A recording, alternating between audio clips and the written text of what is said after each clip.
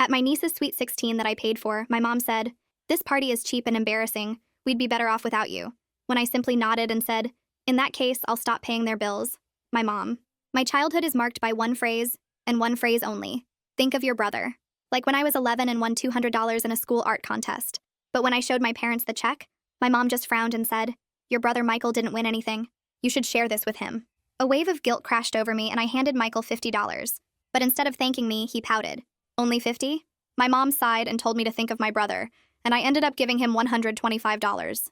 Deep down, I knew it wasn't fair. It was my artwork, my achievement. But I did it anyway, because their approval mattered more than my feelings. Fast forward to last month when I turned 32. For the first time in my life, I had real savings. A promotion at work meant I finally had disposable income, which might not sound like much, but to someone who grew up being the family wallet, it felt like freedom. And of course, I wanted to share my good fortune. So when my nephew Sophia's Sweet 16 approached, I went all out. I spent $5,000 on the venue, DJ, photographer, decorations, a 3-tier custom cake, and even hired a makeup artist for him and his friends. On the way to the party, I kept telling myself that this would finally show them I wasn't selfish. This would prove I was a good aunt, a good sister, a good daughter. But of course, my hopes were shattered. Because after the party, as I was helping pack up decorations, Michael cornered me in the parking lot. "Did you see Caden's party photos on Instagram last month?" I stared at him blankly, and he just scoffed. His aunt spent $10,000. He had a live band and a champagne fountain. I heard footsteps, and suddenly my mom was beside him. They both stood with their arms crossed, and my mom told me that if I was going to be cheap and embarrass Sophia in front of his friends, then I shouldn't have bothered at all. And before I could point out that Sophia had been glowing with happiness all night, Michael chimed in. "Do you know what they're saying at school? They're calling it the budget party. He's being bullied because you couldn't spend a few more dollars." I did the math in my head, because I always kept track. You see, over the years, I'd paid for Michael's wedding tux, $2,000, helped with his mortgage down payment, $10,000, and covered Sophia's tutoring for 3 years. Still, Michael acted like I was the world's greatest disappointment. And I know this might sound pathetic, but I wasn't even angry at first. I just felt tears sting my eyes. My fingers clutched my car keys tighter, remembering the thank you card I'd hoped to receive. And as I stood there being berated, they kept going. "You just got that promotion. You're making good money now. But you're too selfish to properly celebrate your only nephew's milestone?" In an instant, my sadness turned to anger.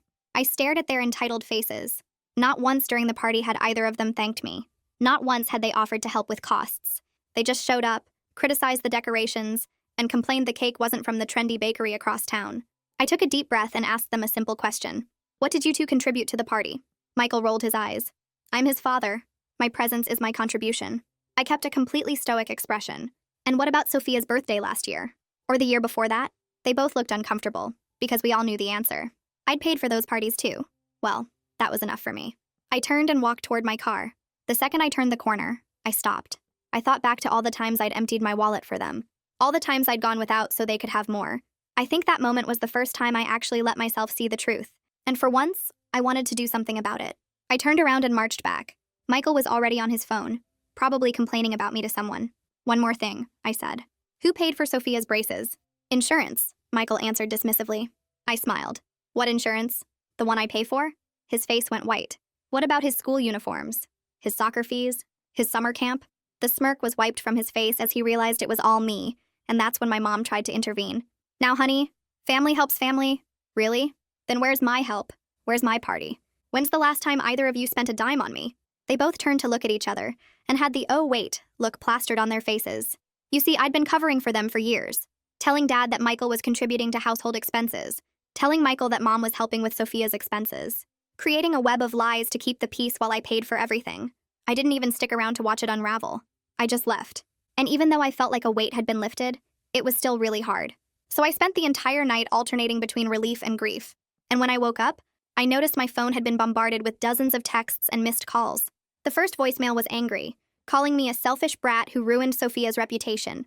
By the 10th, they were practically begging, suddenly remembering my birthday was coming up and promising to make it special this year. I had no idea what they had in mind. The next morning, I grabbed my phone from the nightstand and the screen lit up with notification after notification. 47 missed calls, 23 text messages, all from Michael and Mom.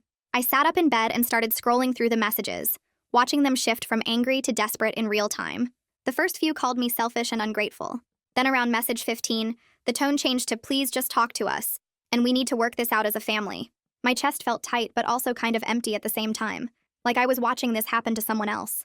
The guilt started creeping in through the cracks, whispering that maybe I overreacted. Maybe I should just apologize and make things easier for everyone. I forced myself to open the voicemail app because I needed to hear the actual words, not just read sanitized text versions. The first voicemail from Michael started playing, and his voice was sharp and mean. He called me a cheap embarrassment who clearly didn't care about family. I skipped ahead to the fifth one, which was from Mom using her sad voice, the one she always used when she wanted me to feel bad. She talked about how family helps family, and how disappointed she was that I would abandon them over something so small. The latest voicemail was from Michael again, and this time his tone was almost friendly. He mentioned making my birthday really special this year if I would just do the right thing and help out more. I took screenshots of the call log, documenting the pattern of angry to desperate to manipulative.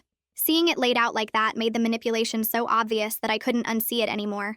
I got out of bed and walked to my kitchen table, opening my laptop with shaking hands.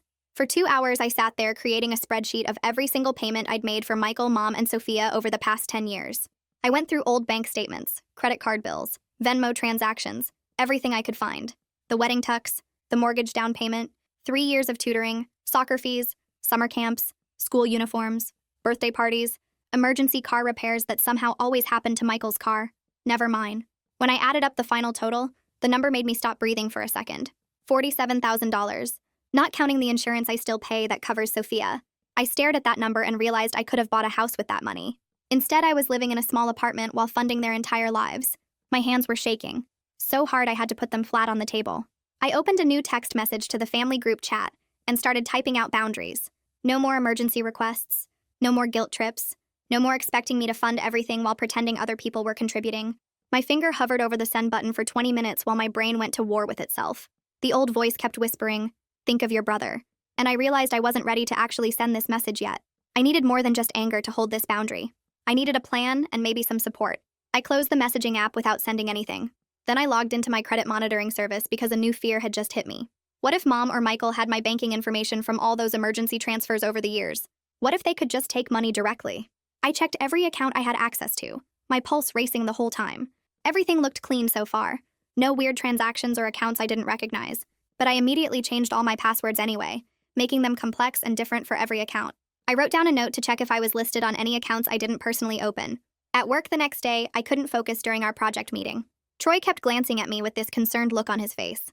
During lunch break, he asked if I was okay.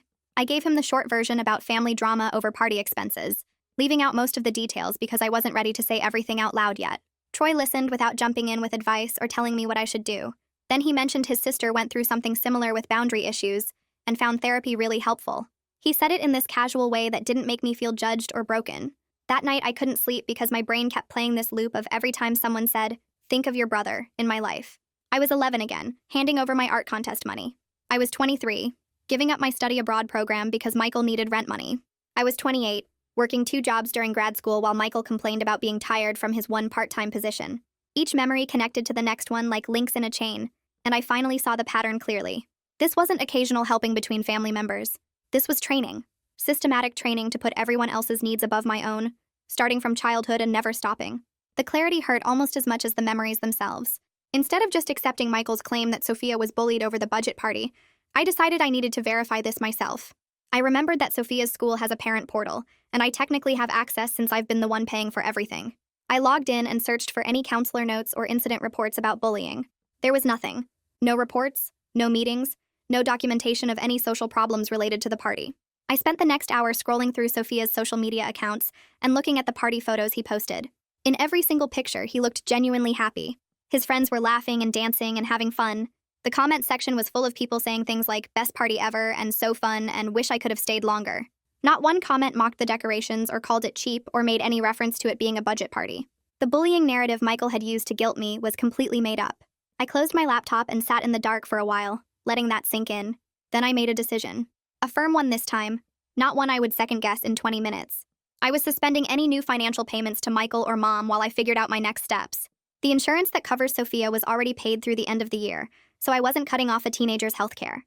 But I wasn't handing over another dollar until I had clear boundaries in place, and maybe some professional help figuring out how to hold them. The mix of terror and relief in my chest felt strange, but also kind of right, like I was finally doing something that actually protected me instead of just keeping everyone else comfortable. I lie in bed staring at the ceiling while my brain plays the same horrible movie on repeat. I'm 11 again. watching Michael spend my art contest money on video games while I pretended it was fine. I'm 19, telling my study abroad coordinator that I had to withdraw from the Paris program because of a family emergency, which was code for Michael needing rent money and mom saying I should think of my brother. I'm 23, working the morning shift at a coffee shop and the evening shift at a bookstore during grad school, while Michael posted Instagram photos from his afternoon naps with captions about being exhausted from his one part-time job at a clothing store. Each memory connects to the next one like a chain I never noticed I was wearing, and now that I see it clearly, I can't stop counting the links. The study abroad program cost me $8,000 in lost deposits and the experience of a lifetime. The double jobs during grad school meant I graduated with worse grades than I should have earned because I was too tired to focus on my thesis. The art contest money was just the beginning. The first time I learned that my achievements only mattered if they could benefit Michael, and every time after that just reinforced the same lesson until it became automatic. I finally fall asleep around 4 a.m. and wake up 3 hours later to my phone buzzing. I grab it off the nightstand and see a voicemail notification from Mom, timestamp 2:08 a.m. I press play, and her voice comes through sounding soft and sweet, totally different from the angry tone she used in the parking lot. She talks about how family misunderstandings happen, and maybe we all got a little heated, and then she mentions my birthday coming up in a few weeks. Her voice gets even sweeter as she says they want to make it really special this year. Maybe take me to that nice restaurant downtown I've always wanted to try, so we can work through this whole situation together like a family should. The manipulation is so obvious now that I've started paying attention. I replay the voicemail twice just to make sure I'm hearing it right, and yeah, she's definitely dangling my birthday like a carrot to get me back in line. The thing is, in 32 years they've never made my birthday about me without me planning and funding the whole thing myself. Last year I organized dinner at a restaurant I liked, made the reservation, showed up, and then got stuck with the bill for everyone including Michael's family of 3. The year before that I didn't plan anything and nobody else did either, so my birthday just passed like a regular Tuesday. But now suddenly they want to make it special, right after I stopped being their personal ATM. I sit up in bed and open my laptop. I type, "Therapist's Family Dynamics Boundary Setting" into the search bar and start scrolling through profiles. Most of them have generic bios about helping families communicate better, but then I find one named Emmeline Robles, whose profile specifically mentions helping people break free from enmeshment and people-pleasing patterns. I read through her approach and it's like she's describing my exact situation without knowing me. She talks about how some family systems train one person to be responsible for everyone else's needs, and how learning to set boundaries feels impossible when you've been programmed since childhood to put others first. I click the appointment button before I can talk myself out of it, and book an intake session for Thursday afternoon. Reading her profile makes me feel like maybe I'm not crazy for thinking this situation isn't normal, like maybe there are other people who've dealt with this same thing and actually found a way out. I close my laptop and sit there thinking about Dad. He's always been the peacekeeper who stays completely out of money discussions, and I don't actually know if he has any idea how much I've been covering for everyone. Part of me wants to show him the spreadsheet and tell him everything, but another part is scared of blowing up the family mythology we've all been maintaining. What if he doesn't believe me? What if he just tells me to work it out with Mom like he always does when there's conflict? What if he knew all along and just didn't care? I spend the whole afternoon at work distracted by these questions, barely paying attention during meetings. When I get home that evening, I pull out a notebook and start writing. I title the page "Non-Negotiables," and then stare at the blank lines for a while before I start filling them in. "No surprise requests for money," I write. "No guilt-tripping about family obligations. Complete transparency about who's paying for what. Monthly cap on any help I choose to give." The words look strange on paper, like rules for dealing with strangers instead of my own family. But seeing the boundaries written down makes them feel more real, and less like something I'll abandon the first time someone cries or gets angry at me. I read through the list 3 times and add one more line at the bottom. All financial discussions must be in writing. No more ambush conversations in parking lots or late-night phone calls. I wake up the next morning to my phone exploding with notifications from the family group chat. I open it and see that Mom has posted a bunch of old photos from when Michael and I were kids. Pictures of us at birthday parties and holidays with captions about happy family memories. Michael has sent several messages comparing me to other aunts who really show up for their nephews, with specific examples of expensive gifts and trips they've funded. I read 3 messages before my chest gets tight and I can't breathe right. I mute all notifications from the chat, and then I turn off my phone completely. I sit in my kitchen for 2 hours just breathing without the constant pressure of their messages coming through. When I finally turn my phone back on, there are 15 more messages I don't read. I look up Sophia's school phone number and call during my lunch break. The receptionist answers and I explain that I'm Sophia's aunt, and I've been helping with expenses, and I'm concerned about reports of bullying related to his birthday party. She's professional and doesn't ask for details, just says she'll connect me with the school counselor. A woman named Judy Nguyen picks up and we schedule a meeting for tomorrow afternoon to discuss any concerns about Sophia's well-being in a confidential setting. After work, I meet Troy at the coffee shop near our office. He suggested it this morning when he noticed I looked stressed, and I'm grateful to talk to someone who isn't part of my family drama. I tell him the fuller story, including the $47,000 total, and the fake bullying claims, and the 2 a.m. voicemail about making my birthday special. Troy listens without interrupting and then says it sounds like financial exploitation rather than normal family helping. He suggests I write out a formal boundary statement that I can send when I'm ready. Something clear and unemotional that doesn't leave room for negotiation or guilt trips. The practical advice helps me feel less alone. Like maybe this is actually something I can handle instead of just a mess I created by being selfish. That evening, I search for financial advisors and find one named Harvey Combs, who specializes in helping people audit their finances and set up protective systems. I book a consultation for next week. I need to know exactly where my money is going, set up alerts for unusual activity, and create a structure that makes it impossible for me to cave during emotional manipulation attempts. The appointment confirmation email makes me feel like I'm actually taking steps instead of just thinking about taking steps. My first therapy session with Emmeline happens on Thursday afternoon. I sit in her office and tell her the basics, and she immediately starts identifying patterns I didn't even know had names. She talks about parentification, which is when a child is forced to take on adult responsibilities for their siblings. She mentions golden child dynamics, where one child is favored and another is trained to serve the favored one. She explains enmeshment, where family members don't have clear boundaries between their needs and your needs. Every term she uses feels like she's describing my exact childhood, and I start crying without meaning to, because someone finally understands what happened to me. At the end of the session, she gives me homework that sounds simple but feels impossible. Take a 72-hour pause before making any financial decisions involving family, no matter how urgent they claim it is. The point is to respond from clarity instead of trained guilt, to give myself time to think instead of just reacting the way I've been programmed to react since I was 11 years old. My phone buzzed that afternoon while I was still processing everything Emmeline had told me. Dad's name lit up the screen. I answered and heard his voice, quieter than usual, asking if we could talk about some kind of problem Mom had mentioned. He didn't sound angry or accusatory, just concerned, like he genuinely wanted to understand what was happening. I agreed to meet him at the diner near his house tomorrow morning because maybe it was finally time to stop protecting everyone with my lies and show him the actual numbers. After we hung up, I printed out the spreadsheet I'd made, all 10 pages showing every payment organized by year and category, and I put it in a folder so I wouldn't chicken out before the meeting.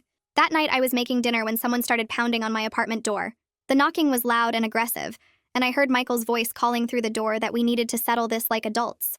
I looked through the peephole and saw his face, red and angry, and something in me just clicked that I was done rewarding his ambush tactics. I pulled out my phone and texted him through the door that I wasn't available right now and he needed to leave or I'd call building security. He knocked a few more times, getting louder, and I watched through the peephole as he finally stomped away down the hallway. My hands were shaking, but I felt proud of myself for not opening that door, for not letting him bully his way into my space and my time. The next morning, I got to the diner early and ordered coffee, trying to calm my nerves. Dad arrived exactly on time and slid into the booth across from me, looking tired and confused. I didn't wait for small talk. I just pulled out the folder and slid the spreadsheet across the table. All those pages showing $47,000 in payments over 10 years, plus the insurance I currently pay for Sophia. Dad's face went pale as he started reading through the entries. His finger traced down the columns, stopping at the bigger numbers like the $10,000 mortgage down payment and the 3 years of tutoring costs. He looked up at me and admitted he had no idea the extent of what I'd been covering because Mom always told him Michael was handling things and I was just helping occasionally. I watched him flip through more pages, his expression getting more shocked with each one, and I realized he genuinely hadn't known. He sat quietly for a long moment, staring at the numbers, before he started talking about how he'd enabled this whole dynamic by staying out of money discussions and assuming everything was fine. His voice got rough when he promised to have a direct conversation with Mom about the real financial situation. He said he wanted to be part of the solution instead of part of the problem, and while I was cautious about believing things would actually change, having one family member acknowledge reality felt like real progress. We talked for another hour about specific instances, and Dad kept shaking his head like he couldn't believe what he was hearing. Later that week, I had my consultation with Harvey Combs at his office downtown. He pulled up my bank accounts on his computer and we went through everything line by line. He helped me cancel all the automatic payments I'd set up to family members over the years, little monthly transfers that added up to hundreds of dollars. We set up alerts for any charges over $50 so I'd get notified immediately if anything unusual happened. Then he created a separate savings account at a different bank, one that nobody in my family knew about, and we transferred a chunk of money there as my emergency fund that couldn't be touched by guilt or manipulation. Harvey helped me establish a monthly gift budget of $200 maximum that I could choose to use or not, and he explained that having these systems in place would make boundary holding much easier than relying on willpower alone when someone was crying or angry. I left his office feeling like I'd just put on armor, like I'd created actual protection instead of just hoping I'd be strong enough to say no next time. That evening, I spent time on my phone checking social media more carefully. I looked at Sophia's recent posts from the past few weeks, scrolling through photos of him with his friends at the school and on weekends. I checked his friends' accounts too, looking for any evidence of the bullying Michael had claimed was happening because of my budget party. What I found was completely normal teenage social media activity. There were no mean comments about the party, no posts mocking the decorations or calling anything cheap, just typical high school drama about who was dating who and complaints about homework, nothing that had anything to do with my party budget. I took screenshots of several posts where Sophia's friends had commented positive things about the party, just in case I needed proof later that Michael had been lying. The meeting with Judy Nguyen at Sophia's school happened the next afternoon. I sat in her small office surrounded by motivational posters while she pulled up Sophia's file on her computer. She explained that Sophia had been dealing with some social anxiety and academic pressure, but the bullying narrative about the party was significantly inflated. Judy showed me notes from her recent sessions with Sophia, where he'd actually told her the party was great, and he had fun with his friends. She said the real issue was Michael constantly comparing Sophia to other kids, and making him feel like nothing was ever good enough, like he should be embarrassed about being happy with what he had. Judy looked at me directly and said that sometimes parents project their own insecurities onto their kids, and that seemed to be what was happening here. After the school meeting, I sat in my car for a few minutes before texting Sophia directly. I asked if we could talk privately about everything that had been happening. He called me within an hour and his voice sounded relieved, like he'd been waiting for someone to ask him directly instead of talking about him.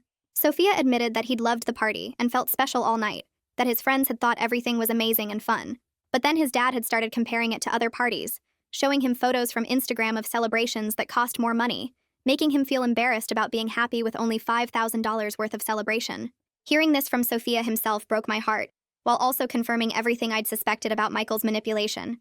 Sophia asked me not to tell his dad we'd talked because he didn't want things to get worse at home, and I promised to keep our conversation private, while also encouraging him to keep meeting with Judy at the school. That evening, I opened my laptop and started writing the boundary email I'd been planning. I addressed it to both Michael and Mom, keeping my language clear and unemotional. I stated that future gifts would be capped at reasonable amounts I choose, that there would be no more emergency funding without full transparency about the actual situation, and that all financial discussions must include honesty about who has paid for what in the past. I wrote that these boundaries were final and not up for negotiation, that I was done being the family ATM while being treated like I was selfish. I read it over 3 times, checking for any language that sounded defensive or apologetic, making sure every word was firm and clear. Then I hit send before I could second-guess myself into deleting it and pretending everything was fine. My email notification dinged less than an hour later. Mom had responded with a long message full of stories about my childhood, about how family takes care of family, and we all make sacrifices for the people we love. She brought up times when she'd helped me as a kid, conveniently forgetting that parents are supposed to provide for their children. Her email was full of subtle implications that I was being selfish and hurtful, that I was destroying our family over money, that I'd regret this when I was older and alone. I read it once and felt the familiar guilt rising in my chest, that old programming trying to take over and make me apologize. But I didn't let myself read it again, or analyze every sentence looking for hidden meanings. I just typed a single response, 6 words that took all my strength to write. My decision is final. Then I closed my email app and turned off my phone notifications to resist the urge to keep checking for responses, to stop myself from over-explaining or defending my choices, or trying to make them understand why I had to do this. 2 days passed in this weird quiet where I kept my phone mostly off and focused on work. But then my cousin Jessica texted asking if everything was okay because she'd seen Michael's Facebook post. I opened the app and there it was, this vague complaint about how some people get a little success and suddenly forget where they came from, forget the family that supported them through everything.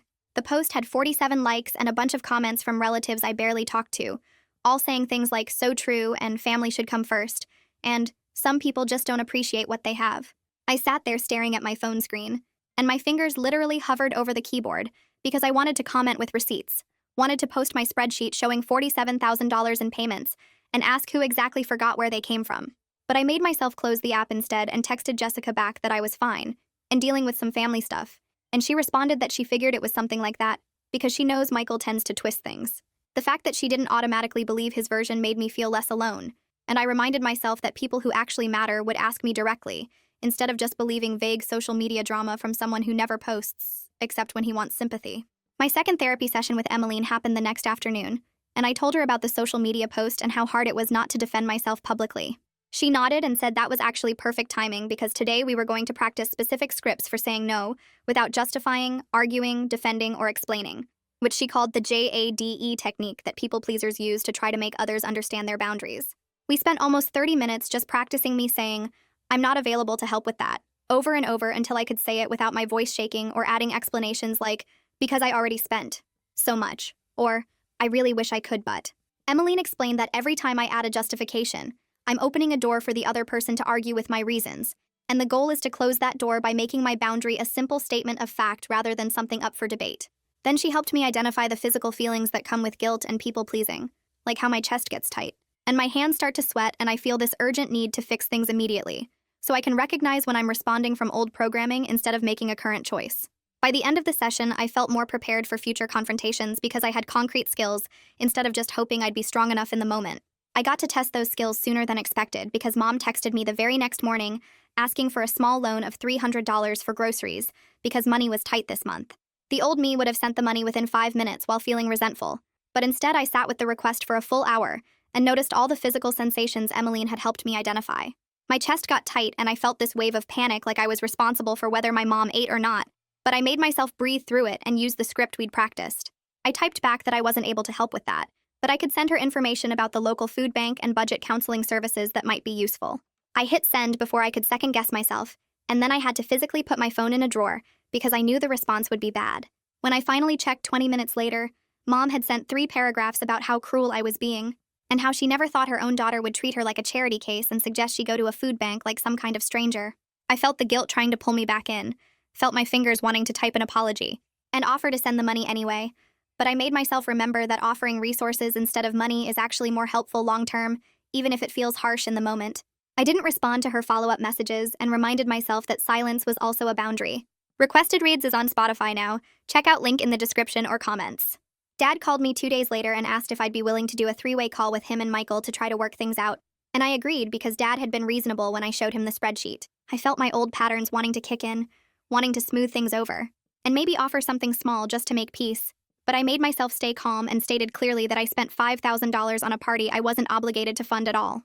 Michael's voice got louder and more aggressive, saying I was twisting things and making myself look like some kind of martyr, when really I was just cheap and selfish, and I could hear him building up to one of his usual rants where he'd talk over me until I gave in.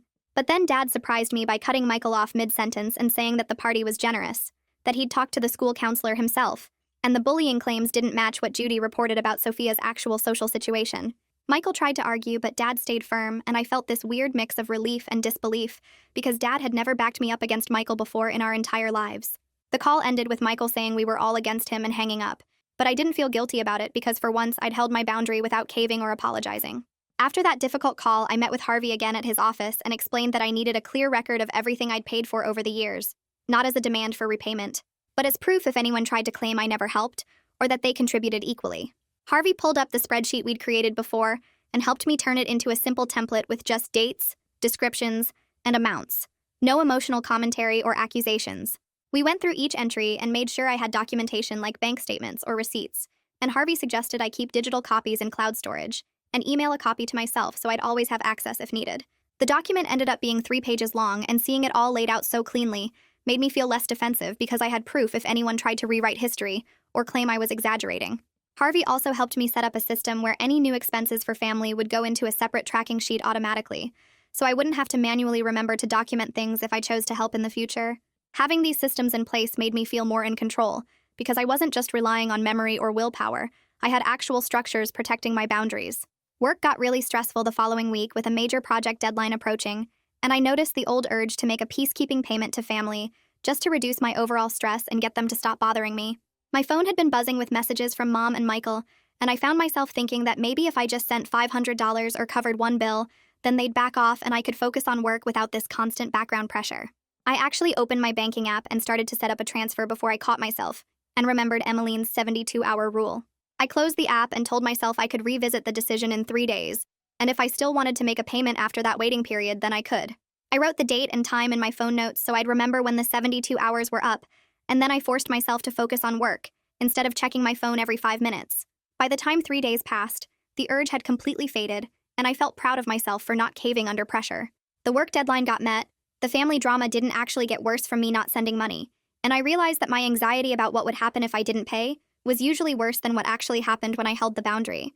I got an email from Judy a few days later, letting me know she'd scheduled a conversation with Michael about the school rumors and Sophia's actual social situation. She explained that she was concerned parental pressure was contributing to Sophia's anxiety more than peer dynamics, and that part of supporting Sophia meant helping his parents understand realistic expectations and stop the constant comparisons to other families. Judy wrote that she wanted to give me a heads up because Michael might not react well to the conversation, but she felt it was necessary for Sophia's well-being. She emphasized that her job was to support students, and sometimes that meant having difficult conversations with parents about how home dynamics affect kids at the school. Reading her email made me feel relieved that a professional was introducing accountability into Michael's parenting approach, because I'd been worried that my boundaries with money might somehow hurt Sophia, even though logically I knew the problem was Michael's behavior, not my financial limits. Judy's email confirmed that the real issue was Michael's pressure and comparisons, not anything about party budgets or what I did or didn't spend. Michael called me that same evening absolutely furious about the school counselor interfering in family business, and he accused me of dragging the school into our private issues to make him look bad. His voice was loud and aggressive right from the start, not even pretending to be calm, and he went on this long rant about how I'd weaponized the school against him and turned them against his parenting. I let him talk for about 30 seconds, and then I interrupted calmly to explain that I contacted the school because I was concerned about Sophia's well-being after hearing bullying claims, and that Judy's job is to support students, which sometimes means talking to parents about home dynamics. Michael tried to talk over me, but I kept my voice level and repeated that I'd done nothing wrong by checking on my nephew's actual situation at the school, instead of just believing secondhand claims. He got louder and started bringing up old grievances about how I always thought I was better than him, and I could hear that he was spiraling into his usual pattern of trying to make me feel guilty and defensive. But this time I didn't engage with the bait. I just stated one more time that Judy was doing her job, and I stood by my decision to contact the school, and then I said I needed to go. Michael kept talking, but I ended the call anyway, and even though my hands were shaking afterward, I felt strong for not apologizing or backing down from a decision I knew was right. Mom called the next day in a complete panic, claiming the utility company was shutting off her power tomorrow unless she paid $600 immediately, and I felt my heart start racing with that old fear of being responsible for her suffering.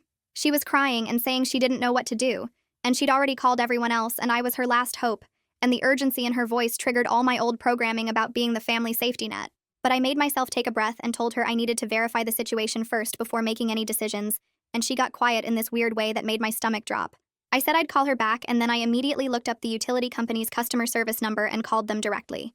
The representative looked up Mom's account and confirmed that her account was current with no past due balance and no shutoff scheduled, and she said there had been no shutoff notices sent in the past 6 months. I felt this sick feeling spread through my chest as I realized Mom had completely made up the emergency to manipulate money from me, and the realization was both devastating and clarifying. I'd suspected she exaggerated situations before, but this was a straight-up lie, and it made me wonder how many other emergencies over the years had been manufactured to trigger my guilt and get me to send money. I called Mom back and told her I'd spoken to the utility company and knew there was no shutoff scheduled, and she got defensive and said she must have misunderstood the notice or maybe she was thinking of a different bill, but I didn't engage with the excuses. I just said I wouldn't be able to help and ended the call. I spent that evening drafting a final message to both Michael and Mom, stating that all future financial discussions must go through Dad as a neutral party, and I would not respond to direct requests for money or engage in conversations about family finances one-on-one. The boundary felt extreme but necessary because clearly the direct pressure and manipulation tactics weren't going to stop just because I said no a few times. I explained that this wasn't about punishing anyone. It was about creating a structure that removed me from the middle of constant financial drama while still allowing for family communication through Dad. I sent the message to both of them and copied Dad, and then I called Dad separately to make sure he was actually willing to take on this role. Dad said he'd been thinking about it since our last conversation, and he agreed to be the point person for any family financial discussions, because he was finally seeing how the direct pressure and manipulation tactics had been used against me for years. He admitted he should have stepped in sooner, and he wanted to help create healthier family dynamics, even if it meant some uncomfortable conversations. Having Dad agree to this role made the boundary feel more real and sustainable, because I wasn't just hoping I'd be strong enough to keep saying no. I had an actual system in place that physically removed me from the direct line of fire. 3 days passed before my phone buzzed with a text from Sophia. I picked it up expecting another guilt trip from Mom or Michael, but instead I saw a message that made my eyes water. The text said, "Thanks for the party, it really was great. Sorry my dad made it weird." And then a second message came through asking if we could plan something low-key for my birthday. I sat on my couch staring at those words because this was the first time any family member had actually acknowledged that the party was good, and that Michael's behavior was the problem instead of my spending. My chest felt tight with something that wasn't guilt or anger, just this small spark of hope that maybe my relationship with Sophia could be healthy, even if things with Michael stayed messy. I wiped my eyes and typed back a response suggesting we plan a simple outing together, maybe checking out the new art museum downtown, or trying that Thai restaurant everyone kept talking about. I added that I valued spending time with him way more than expensive celebrations, and his response came fast, saying he'd love that, and asking if we could look at museum schedules together. The back and forth felt different from any family interaction I'd had in months, because we were planning something together instead of me just showing up to something an adult organized and funded, and the whole conversation reminded me that real connection didn't require massive spending or fancy productions. I screenshotted the messages and saved them in a folder on my phone labeled Good Stuff, which I'd started after my therapy intake to collect evidence that setting boundaries didn't mean losing everyone I cared about. My phone rang an hour later with Dad's name on the screen, and I answered, wondering if this was going to be another mediation attempt or guilt trip. But Dad's voice sounded different, more serious and less uncertain than usual, and he told me he'd had a really hard conversation with Mom and Michael about the family money situation. He explained that he'd laid out the spreadsheet I showed him and made them both sit there, while he went through every single payment I'd made over the years, and he'd set his own boundary that he wouldn't listen to complaints about me unless they could acknowledge the $47,000 I'd contributed. Dad said Michael had tried to argue that family helps family, and I was just doing what aunts do. But Dad shut that down by pointing out that Michael's other sister hadn't paid for a single birthday party or tutoring session in 16 years. He'd also offered to help Michael create a realistic budget and take over some of the costs that had been pushed onto me, like Sophia's insurance and soccer fees. And while I felt skeptical about how long this would last, having Dad actually involved and taking action felt like a huge shift. I thanked him and admitted I was surprised he'd stepped up like this, and he said he should have done it years ago instead of staying out of money discussions and assuming everything was fine. We talked for another 20 minutes about logistics and boundaries, and when we hung up, I felt lighter than I had in weeks, because at least one parent was finally seeing the situation clearly, instead of expecting me to just keep sacrificing. My therapy appointment with Emmeline happened 2 days later in her office downtown, which had comfortable chairs and soft lighting that made it easier to talk about hard things. She'd reviewed my intake notes and the homework I'd done about family patterns, and she started the session by asking how I was feeling about losing my identity as the good daughter who makes everyone happy. I hadn't thought about it in exactly those terms before, but hearing her say it out loud made something click in my brain, because that's exactly what I'd been grieving. We spent the next 40 minutes working through the weird mix of relief and loss that came with setting boundaries, and she helped me understand that I could still have relationships with family members without being their personal bank account. Emmeline taught me some specific scripts for my upcoming birthday that would protect my boundaries while staying connected, like saying I'm not available for that instead of explaining or defending my choices. She pointed out that real love doesn't require constant money sacrifice, and that the relationships worth keeping would survive me having limits. And hearing this from a professional helped push back against the lifetime of think of your brother programming that still played in my head sometimes. We practiced the scripts until I could say them without my voice shaking or feeling the need to add justifications, and she gave me homework to notice when I felt guilty and write down what triggered it so we could work on those patterns. I left her office feeling more prepared for whatever came next, and I stopped at a coffee shop on the way home to sit with my thoughts before diving back into family drama. The barista was friendly and the coffee was good, and I let myself enjoy 20 minutes of peace before checking my phone and seeing 3 missed calls from Michael. I didn't call back right away because Emmeline's 72-hour rule meant I could wait before responding to anything that felt like pressure. And I spent the evening organizing my apartment and meal prepping for the week instead of obsessing over what Michael might want. The next afternoon, I was working from home when my doorbell rang, and I looked through the peephole to see Michael standing there holding a cardboard box. I opened the door but stayed in the doorway instead of inviting him in, and he immediately launched into asking if I could help him organize old receipts and documents for his taxes since I was good with money. The request felt so typical that I almost laughed because here he was again trying to get my time and expertise for free after everything that had happened. I recognized this as another test of my boundaries, so I took a breath and declined his request, then pulled up the library website on my phone and showed him information about a free tax preparation class they offered every Saturday. Michael's face went from hopeful to frustrated in about 3 seconds, and he muttered something about how it would have been faster if I just helped him, but I held firm and said the class would teach him skills he could use every year.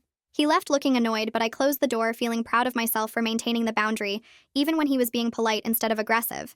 And I texted Emmeline a quick update about the interaction because she'd asked me to track these moments. An email notification popped up on my laptop that evening from Judy Nguyen at Sophia's school, and I opened it expecting maybe another update about counseling sessions or social dynamics. Instead, Judy wrote that the rumors about Sophia's party had completely quieted down at the school, and she wanted me to know that he'd joined an after-school club for art and design, where he was making friends and building confidence separate from his parents' constant social comparisons. She thanked me for being a stable adult in Sophia's life, who advocated for his actual well-being, rather than using him as a tool in family drama. And she said my willingness to verify the bullying claims instead of just throwing money at the problem had shown real care for his emotional health.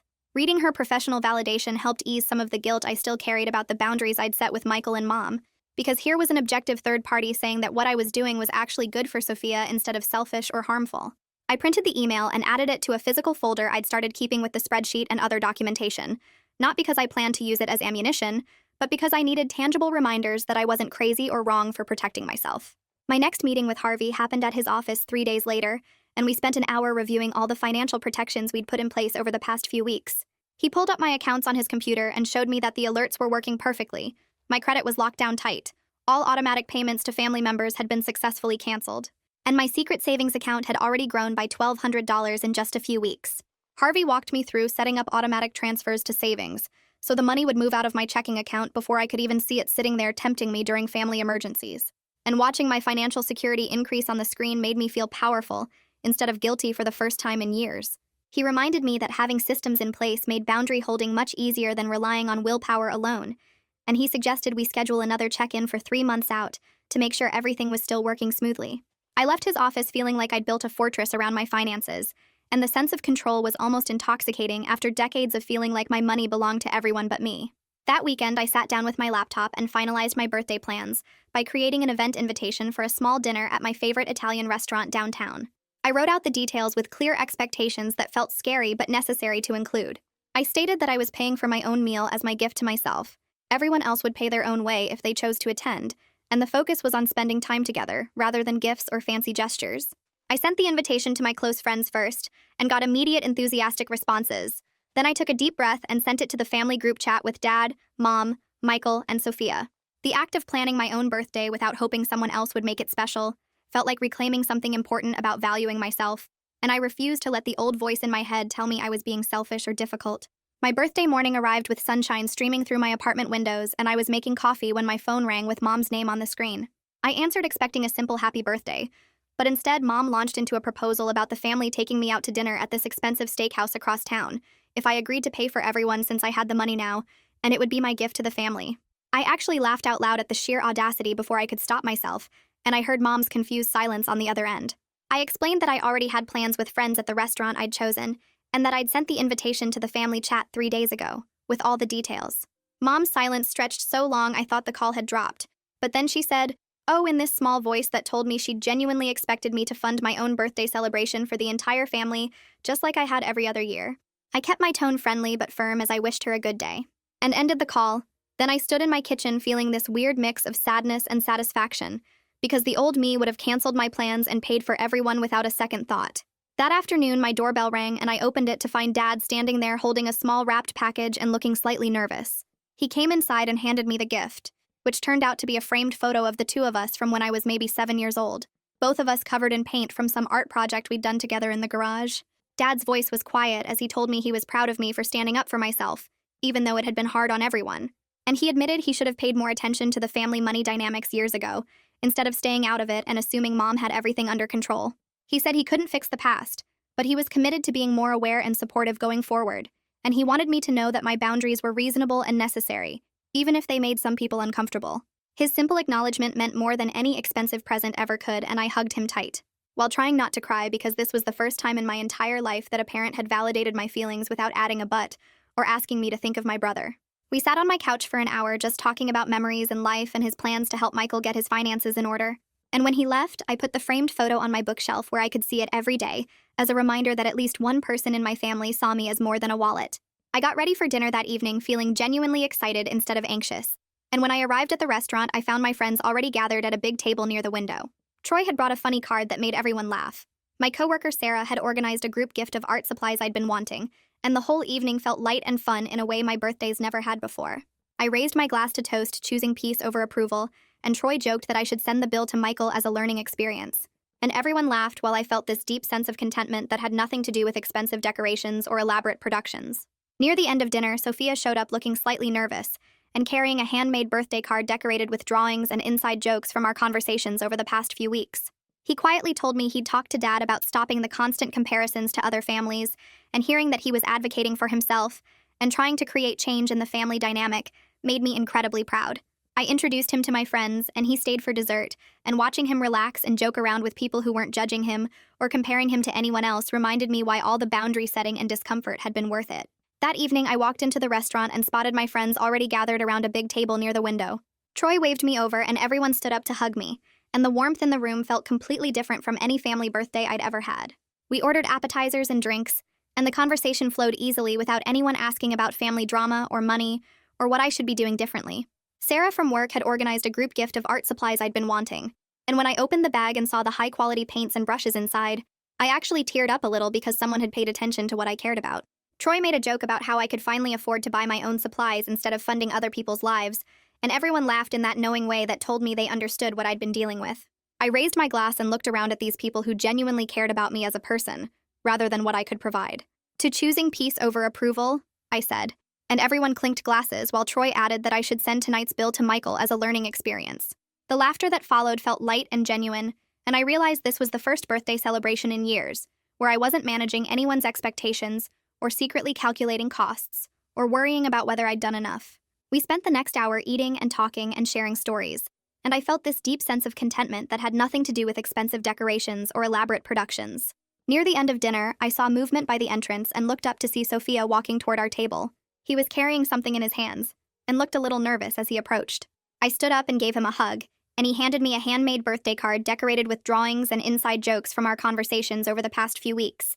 The card had little sketches of things we'd talked about, a coffee cup from the cafe where we'd met, a book I'd recommended, and a funny cartoon version of me giving advice. I opened it and read the message inside, which was simple but meant everything. He'd written about how much he appreciated me being honest with him and treating him like a person instead of a prize to show off. Then he quietly told me he'd talked to Dad about stopping the constant comparisons to other families.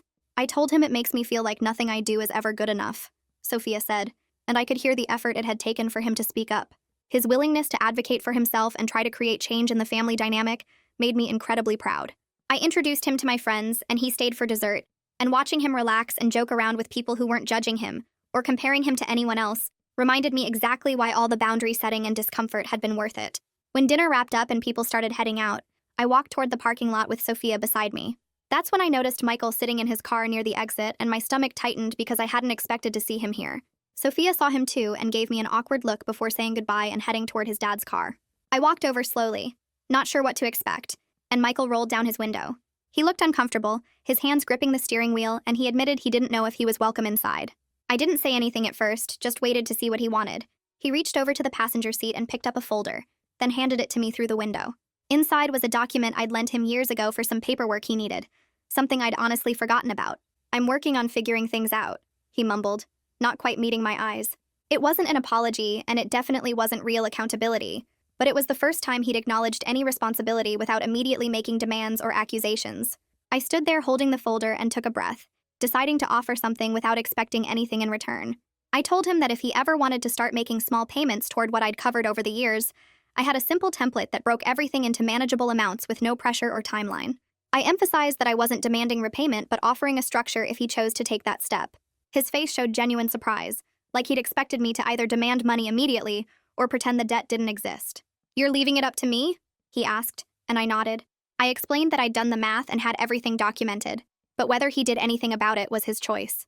He sat quietly for a moment, then said he'd think about it, and I walked away feeling lighter because I'd offered a path forward without compromising my boundaries. The next night, I was sitting on my couch watching TV when my phone rang with Mom's number. I almost didn't answer, but something made me pick up and her voice sounded different from usual. She launched into what was clearly a prepared speech, offering an apology that came out halting and awkward. She talked about her own difficult upbringing, and how she was taught to prioritize sons over daughters, how her own mother had done the same thing to her. She didn't have full insight into the harm she'd caused, and she kept including justifications about how things were different back then, and how she thought she was doing the right thing. But her tone was softer than I'd ever heard it, and she admitted that maybe she'd pushed too hard about Michael, and hadn't paid enough attention to what I needed. I recognized this as the closest thing to accountability I was likely to get from her right now, so I didn't push for more. Instead, I clearly stated what I needed going forward. No more comparisons between me and Michael. No more conversations about money or what I should be spending on family. Respect for my boundaries even when she didn't fully understand them. She was quiet for a long moment, and I could hear the reluctance in her voice when she agreed to try. I accepted that this was progress even if it wasn't the complete transformation I might wish for, because real change happens slowly and imperfectly. 2 weeks passed with relative quiet, and I fell into a routine that felt more stable than anything I'd experienced in years. Then I got an email from Harvey with the subject line, "Milestone Achievement," and I opened it to find a congratulatory message. My emergency fund had hit its first milestone of $5,000, the exact same amount I'd spent on Sophia's party, but this time saved for my own security and future. I sat staring at that number on my screen and felt this surge of pride mixed with relief. I decided to celebrate the win by taking myself out to a nice dinner, something I would have felt guilty about before because that money could have gone to family. But as I sat alone at a restaurant I'd always wanted to try, I acknowledged that every dollar I saved for myself instead of spending on family drama was an investment in my own well-being and independence. The following week, I had my follow-up session with Emmeline, and we spent the hour processing everything that had happened since my birthday. She helped me work through the mixed emotions of grief for the family relationships I'd wished I had, and relief at the healthier boundaries I'd established. We created a maintenance plan for handling future requests or guilt trips, including specific reminder phrases I could use when I felt old patterns pulling at me. "I'm not available for that," became my go-to response, along with, "That doesn't work for me," and "I've already made my decision." Emmeline emphasized that boundary setting was an ongoing practice rather than a one-time fix, which helped me feel less pressure to be perfect at this new way of relating to my family. A few days later, I received an email from Judy Nguyen with an update about Sophia. She let me know he'd started regular sessions with the school counselor to work on anxiety management and building self-esteem, separate from parental expectations. She mentioned that Sophia was doing much better and showing more confidence in expressing his own needs and opinions, and knowing that he was getting professional support made me feel less worried about how the family changes might be affecting him. That same afternoon, Dad sent me an email about organizing a budget planning session with Michael. He made it clear that I wasn't involved and didn't need to be, respecting the boundaries I'd set about staying out of Michael's financial situation. But he reported that they'd identified one major expense Michael could cut to start building his own emergency fund, something about a streaming service bundle and eating out less frequently. It was a small step, and I wasn't holding my breath for dramatic change. But the fact that Michael had shown up and participated suggested he might be starting to take some responsibility for his own financial situation instead of expecting me to fund everything forever. A few weeks after that conversation with Dad, my phone buzzed while I was making dinner. The notification showed a text from Michael with an image attached. I wiped my hands on a dish towel and opened the message. The screenshot showed a payment confirmation for $150 with a note that said, "Sophia tutoring bill, first installment." Below the image, Michael had typed a short message about working on paying back what he could. I stared at the screen for a minute, feeling this weird mix of surprise and caution. My first instinct was to send back something enthusiastic with lots of exclamation points and thank yous, but I stopped myself and typed a simple response instead. I wrote that I received it and appreciated the payment. No extra praise or celebration, because this was his responsibility, not some amazing gift I needed to throw a party over. Still, as I set my phone down and went back to cooking, I couldn't help noticing this was the first time he'd voluntarily paid for something without me asking or anyone pressuring him. That evening, I pulled out the thick folder where I'd been keeping all the family financial records for the past decade. The thing was stuffed with receipts, bank statements, and my handwritten notes tracking every payment. I sat at my kitchen table and methodically made copies of everything, organizing the duplicates into a new folder for my personal files. Each page reminded me of a different sacrifice or expense: the mortgage help, the tutoring costs, the party expenses. When I finished copying, I closed the original folder and carried it to my closet. I put it on the top shelf behind some boxes. The records still existed if I ever needed proof of anything, but I was choosing not to let this spreadsheet of past payments control my daily thoughts anymore. Filing it away felt like making space in my brain for things beyond family financial drama. The next morning, I opened the family group chat on my phone. I'd been thinking about this for days, planning exactly what to say. I typed out a message proposing new rules for how we communicate. No more group discussions about money or personal conflicts. Individual text threads for one-on-one conversations only. Group chat reserved for neutral family updates and planning things like holiday dinners. I read it over 3 times before hitting send, expecting immediate pushback or arguments. Instead, Mom responded first saying she thought that sounded fair. Then Dad agreed. Even Michael sent a thumbs up emoji. I sat there staring at my phone in disbelief. Were they actually going to try this? I knew it wouldn't be perfect, and someone would probably break the rules eventually. But having some basic guidelines felt like another small step toward healthier family dynamics. 3 weeks after that, I walked into a small art gallery I'd passed 100 times but never entered. I'd been thinking about buying something for my apartment for years. Every time I considered it before, that voice in my head would start calculating. How much could this money help with Michael's mortgage? What if Sophia needed something for school? What if Mom had an emergency? But today I walked in anyway. I spent an hour looking at different pieces before finding one that made me stop. It was a painting of a city street with bright colors and interesting shadows. The price tag said $400. I pulled out my credit card without hesitation. No second guessing. No mental gymnastics about whether I should save this money for potential family crises. When I got home, I cleared a space on my living room wall and hung the painting. I sat on my couch looking at it for a long time. The 11-year-old version of me had given away her art contest winnings without question. The 32-year-old version had just bought art for herself and felt completely okay about it. The family relationships were smaller now and more complicated, but I felt content with my choices. That night, I went through my normal bedtime routine, washing my face and brushing my teeth. As I climbed into bed, I found myself thinking about how everything had shifted over the past 2 months. I talked to Mom and Michael less frequently now. Our conversations were shorter and more careful. We weren't as close as we used to be, but we were also clearer and more honest than we'd ever been. Everyone was adjusting with imperfect steps. Mom still occasionally hinted about needing help. Michael sometimes backslid into entitled comments. But nobody was pretending anymore that the old dynamics were healthy or okay. I was learning something important. Real family connection didn't require me to set myself on fire to keep everyone else warm. That's where we'll wrap things up for today. I'm so glad you joined me. It really makes sharing these stories feel meaningful. Hopefully this one added a little light or comfort to your day. Subscribe if you'd like to keep that feeling going.